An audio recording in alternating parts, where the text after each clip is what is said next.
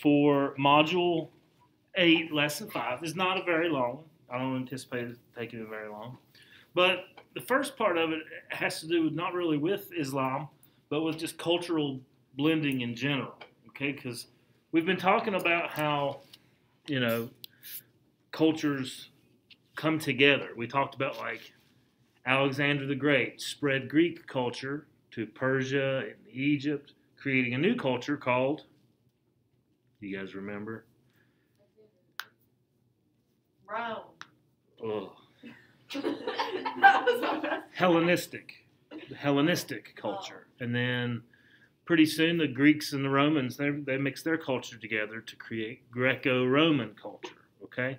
Now, American culture is really unique because it's a blend of almost every culture in the whole world. So there are some causes for how cultures blend.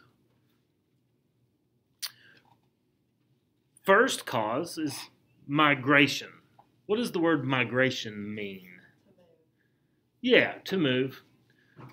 Now, you're moving for a specific purpose. Like if I take myself to New York City and visit the Statue of Liberty, am I a migrant? No, I'm just a tourist. What makes a migrant different? They're like looking for a place to stay. That's right. I'm going to live somewhere and establish, you know, my roots, like where I'm going to set up and live and create a life for myself. So when people move from one place to another, they bring their culture. I'm not going to just leave my culture behind, you know. If I moved to New York City, I'm still going to like beans and cornbread. Might be tough to find them there, but I'm still going to like them. And fried green tomatoes, right? I like those things, and that's part of our culture. You guys do know that like other parts of the country don't even know what beans and cornbread are. Really? Yeah. Like pepperoni rolls. You know, pepperoni rolls, yeah, like Yeah, it's really good. Cornbread and milk. cornbread and milk. I notice people think biscuits and gravy is weird. Biscuits and gravy. Yeah. Very southern. Very southern. Most people call it cookies biscuits. Yeah. And sweet tea. You can't get sweet tea Oh, no. north of In Pittsburgh. D.C., every restaurant we went to, can I have sweet tea? No, Yeah. they didn't have it. Yeah. So this proves my point. Like when I go somewhere, I'm going to bring my culture with me, and it will ultimately affect the people around me. Okay, that's one of the ways cultures can blend together. All right. Another cause of cultural blending is is pursuit of religious freedom or conversion. Some people want to, you know, like think of the Pilgrims. All right, the Pilgrims who came from England to the New World and settled at Plymouth, created a colony in Plymouth. They came for religious freedom, and they brought their culture with them, that Puritan culture. You know, they brought their work ethic, and the reason why is for their pursuit of religious freedom. Trade is also another big reason. Like, you know, I like to drink coffee. Coffee does not grow here, and so when people engage in trade with one another, they have to learn each other's customs, sometimes different languages, you know, especially in the ancient world. Not so much in the modern world because everything's so digitized and moves at the speed of light, you know, information. But if I had to ship things on a boat across an ocean, you know, a wooden boat, and it's dangerous, I might take some time to recuperate from that long voyage and stay in that place once I get there. And then conquest. This is where you conquer one place over another. All right. So I have a map here you can kind of see, and it shows the percent of Muslim population. So the darker the color, the higher the percent of that country being of having a Muslim population. As you can see, as you might imagine, the Arabian Peninsula has a very high percentage of Muslims. That's where it was, you know, the religion was born.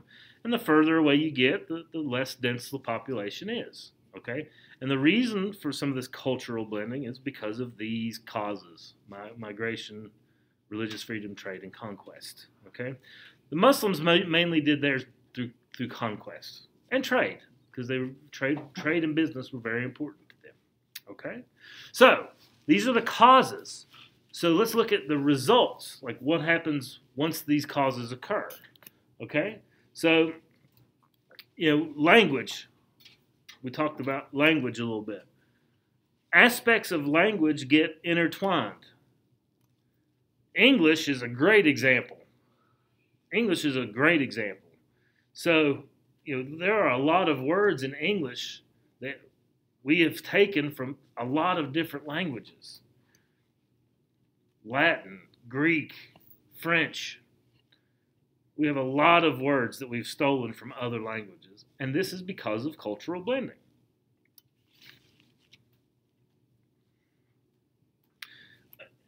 English is not the only one. Japanese characters are used in Chinese language and vice versa. Arabic words in Persian language. Arabic is the language of the Arabian Peninsula. Other results would be like religion and ethical systems. Talked about the pilgrims. Where did Buddhism, where did it begin? You guys remember? Good guess. It was in India. Hinduism and Buddhism began in India. But today, where do you think of as being a mainly Buddhist country? Like China and Japan, because it has spread, okay? Their cultures have blended, all right? Styles of government. Democracy began in ancient Greece long ago.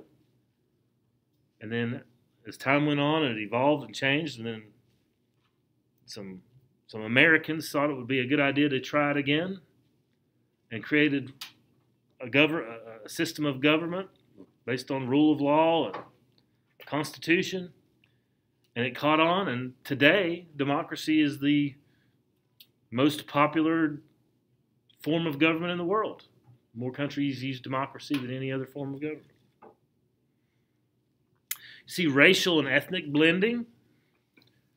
An example of this would be like when the Spanish conquered Mexico, and then forced Spanish culture on the indigenous people there, creating a new race of people called mestizo. When a Spanish person mates with a native person, the result of that is called a mestizo. People of Spanish and Native American ancestry that live in Mexico are mestizos. And then also you see lots of art and architecture, and there's lots of examples in history. If you've ever been to Washington, D.C., it's on plain sight, like Greek columns, like the White House has those big columns, and the Capitol has a dome. We get that from the Romans. So, arches, all kinds of examples in art and architecture. Okay, but if we're looking at the Muslim world, the majority of their art and architecture is used in what building? The mosque. Okay, so this is a mosque. Okay, as you see, it's very, very ornate, very, very fancy, very beautiful.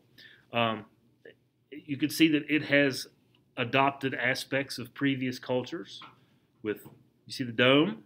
Who started the dome? The Romans. You see arches.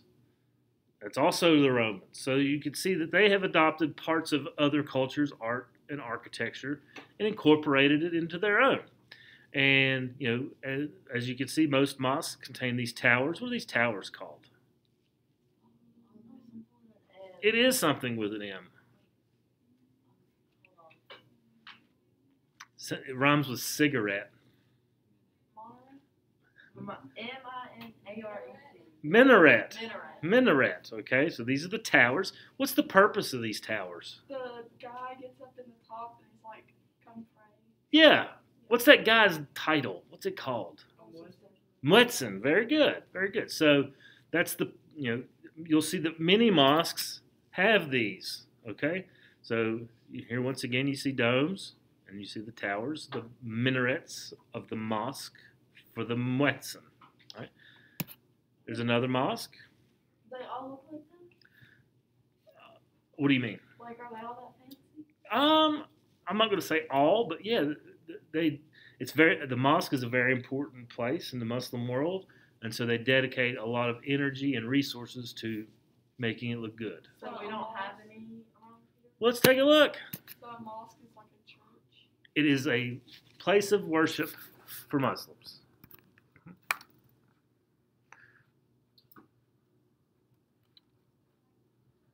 Okay. Okay, that's Jewish. Yeah.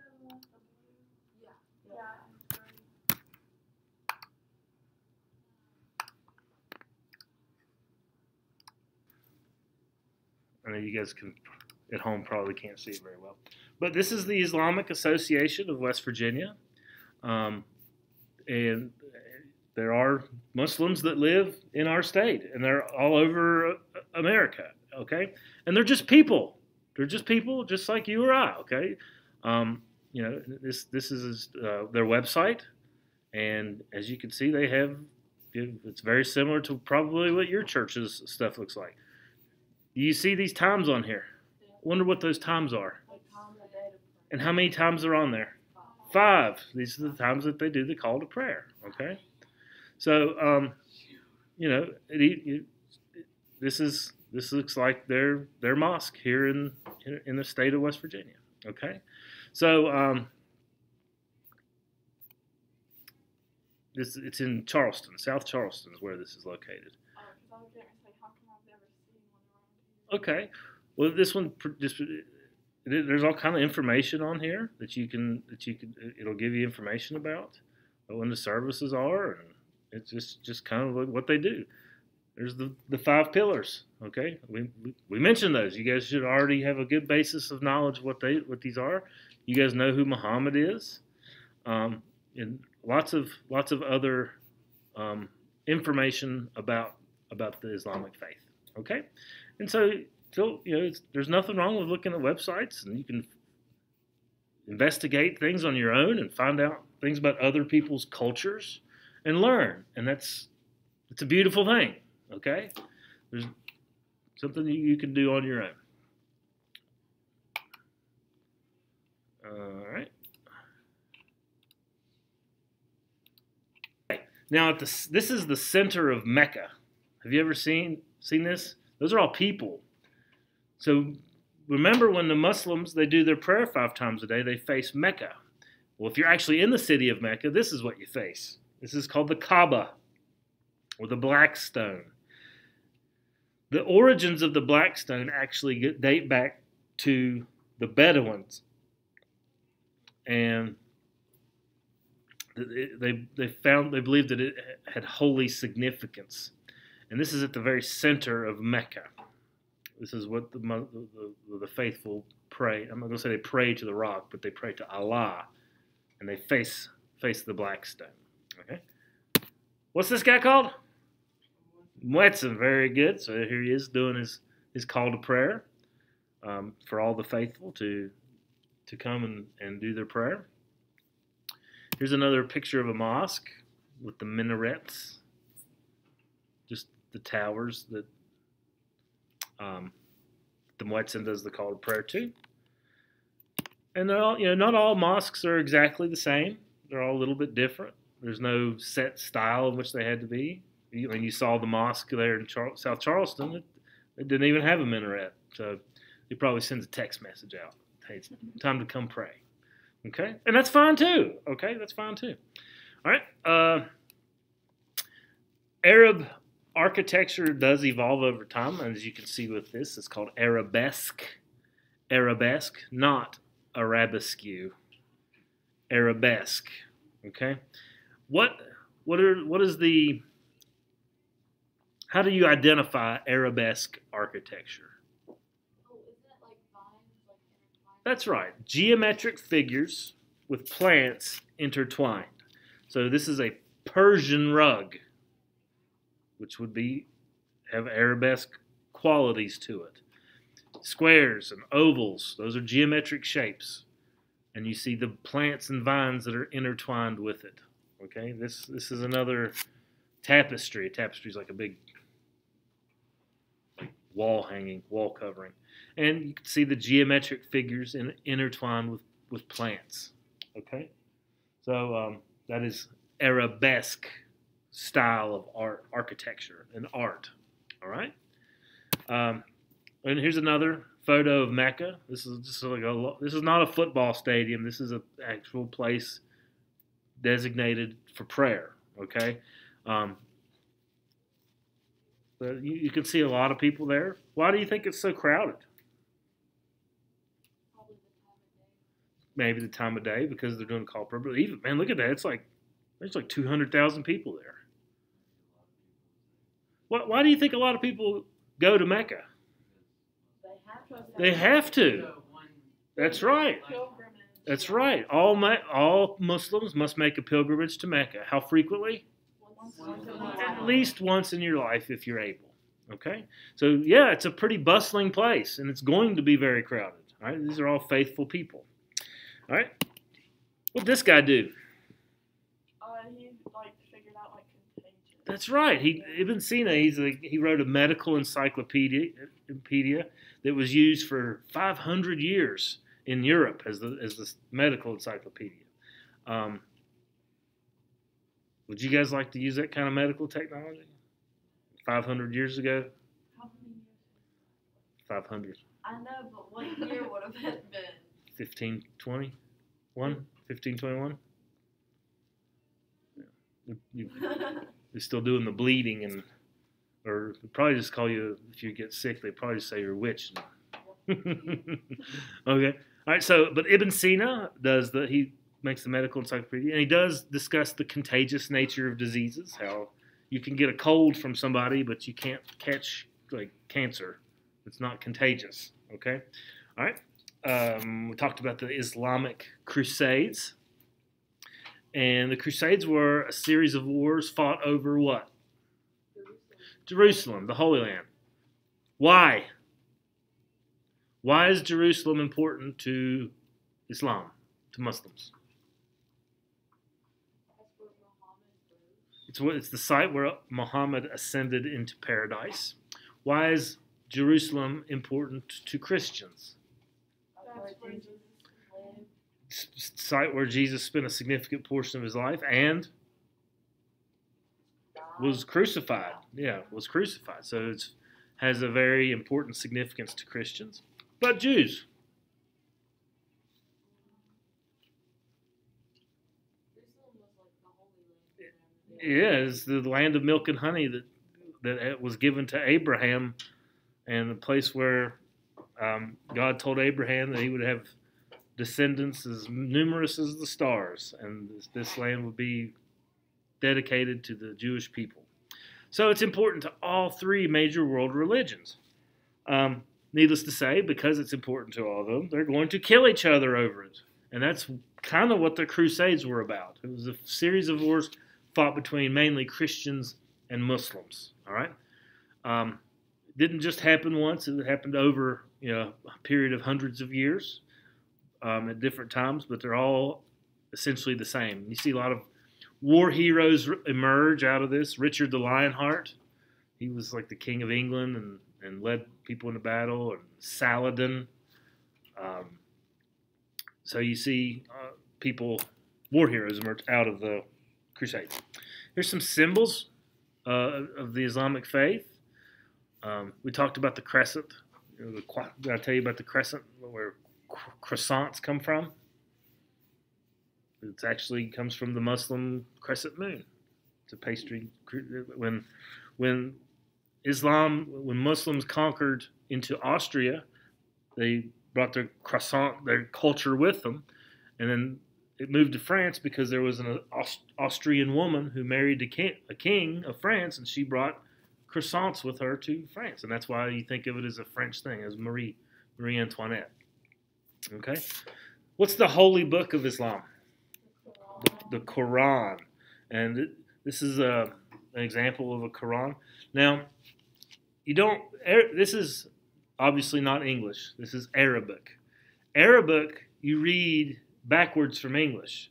So you wouldn't read it from left to right and top to bottom. You would read it from right to left, bottom to top. Okay, that's how Arabic is written. It's written backwards from English. Okay, So which way would you flip the page? you would flip it the opposite.